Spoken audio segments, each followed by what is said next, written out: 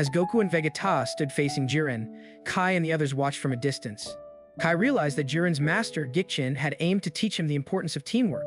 However, Kai wondered if that lesson was truly just about getting stronger.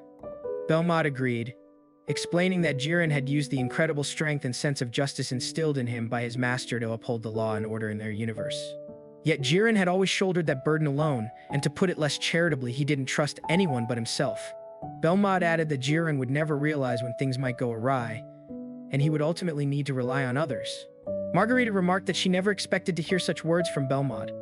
Belmont responded, telling her not to be ridiculous, he was merely parroting Gichin. As the god of destruction, Belmont could never subscribe to such weak thinking. Margarita noted that despite everything, the two were still friends. Belmont, however, replied that it was a long time ago. Meanwhile, Goku and Vegeta exchanged blows with Jiren, who effortlessly used his hand to send them both crashing backward. He then rose and declared that no matter how many opponents came at him, his power would overcome them all. Kai observed that it seemed Jiren never truly understood that particular lesson. Belmont commented that Gichin had wanted Jiren to figure it out on his own by leaving things unfinished, and then passing away. Margarita mentioned that those killed by demons couldn't be revived by their powers. Belmont, however, still had faith and believed that Jiren alone could handle it all. As Jiren showcased his power, Goku was surprised to see that he still had so much energy left. Vegeta remarked that no matter how much power Jiren expended, there was always more to give. Jiren, in turn, stated that he had no limits.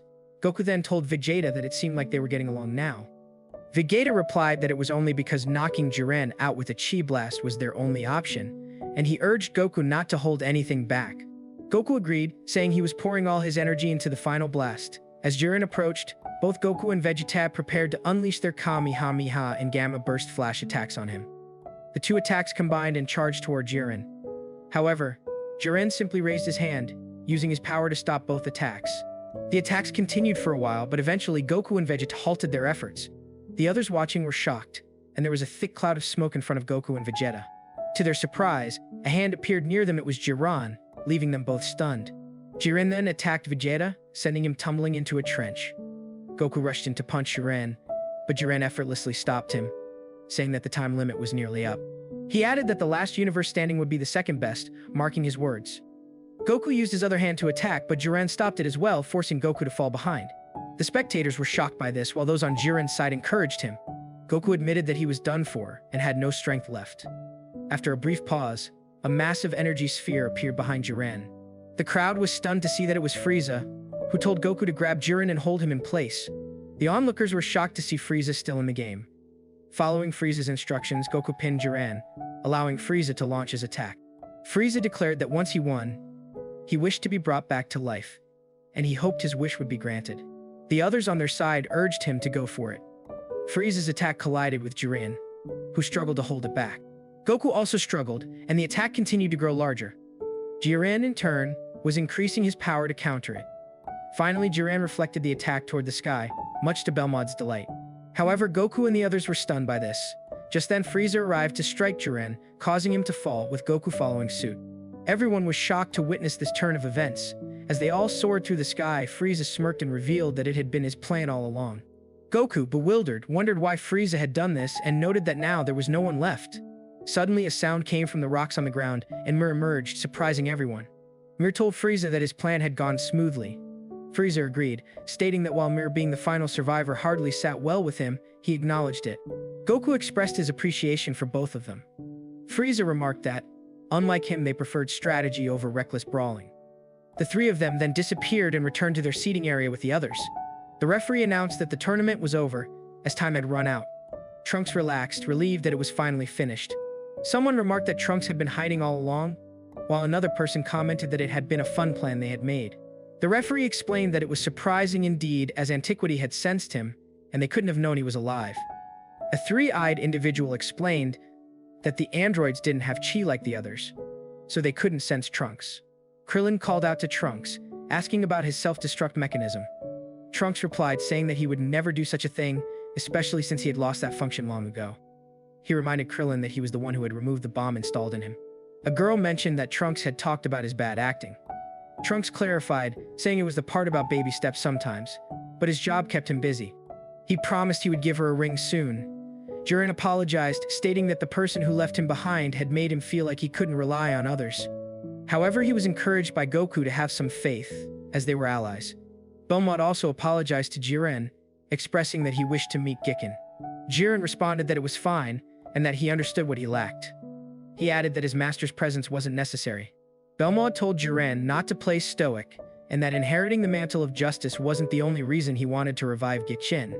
He blamed himself for Gikken's death and insisted that Jiren's master wouldn't want to be revived, and that he knew it. The referee appeared, and Bulma wondered if the time had already passed, guessing that it was curtains for them.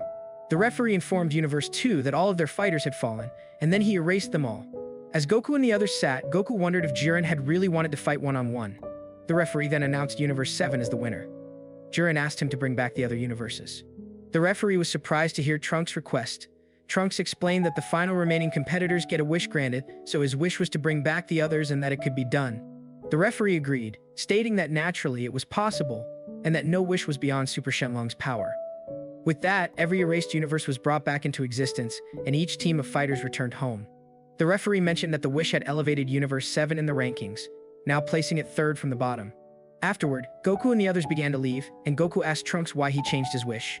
He thought Trunks might have wanted a big ship or something instead. Trunks replied that he had changed his mind and mostly didn't want those little imps to have their way with things. Another person asked if that meant the Lord of Everything. Vegeta responded that they had more ships than they could ever use, and he was sure that Bulma would be willing to give Trunks one. As Trunks wondered, Vegeta added that it was a trifling request, especially coming from the savior of their universe. Frieza then approached Goku, telling him that there was one important note. He believed Goku had promised to revive him after the tournament. Goku agreed, saying they should gather the Dragon Balls quickly. A god then used his power on Frieza's ring, which left Frieza confused. Just as he was about to say something, Goku realized that Frieza had been brought back to life. The god explained that it was a gift from Lord Beerus. Another god mentioned that it was a fine strategy. Frieza asked if they were sure about it, as he still had every intention of perpetrating more evil. Goku mentioned that, when the time came, he would beat him again. They all arrived at Capsule Corporation, and from there, Frieza returned to his own planet. While Trunks left for his island, Goku told Vegeta that Jiren was strong. Vegeta agreed, mentioning that they couldn't put a dent in him. Beerus had shown them just how vast the universe truly was. Goku replied that now it was just the universe, and Trunks didn't seem to do much of anything, though he was somehow just about as strong as them. Bulma came by, wondering why Goku didn't do anything, and commented that at least the man could hold down a steady job, unlike a couple of Saiyans she knew. Vegeta asked Goku why he brought that up, and Bulma still hadn't forgiven him for promising her a ship without asking first.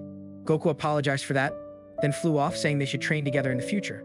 Vegeta got angry as Goku fled. He then asked Bulma if he could change Bra's diapers and even heat up the milk. Everything was back to normal on Earth and in the 12th universe for a time, except for the fact that Frieza had been revived. The next set of troubles caused by Frieza would be a tale for another time. Suffice it to say, the two Saiyans emerged from those events stronger than ever, and so time passed. One day, as Vegeta was outside the house, Goku appeared. Vegeta asked why he was there. Goku suggested they leave and do some training. Vegeta refused to train there, saying the neighbors would complain, so they decided to use the gravity room instead. They both entered the gravity room and began practicing. Vegeta asked what had happened with Goku and Ultra Instinct. Goku replied that it wasn't much and that he hadn't been able to pull it off since the tournament. Vegeta stated that Goku couldn't tap into it at will, so it was essentially a useless technique. Goku agreed, saying there were no shortcuts in training and that they should keep grinding away. Vegeta said that especially because he never intended to fight side by side with Goku again. Goku agreed, stating that he preferred to take on enemies by himself. They both heard a sound and were called by Bulma, who had received an urgent call from Hercule. They both rushed over and asked Bulma what had happened. Bulma wasn't sure, but she explained that a mysterious gang had shown up at Hercule's place and it sounded like they were trying to kidnap Boo.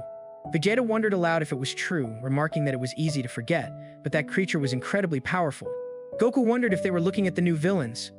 Bulma replied that it was hard to say. Vegeta mentioned that he wasn't sensing any powerful energy signatures.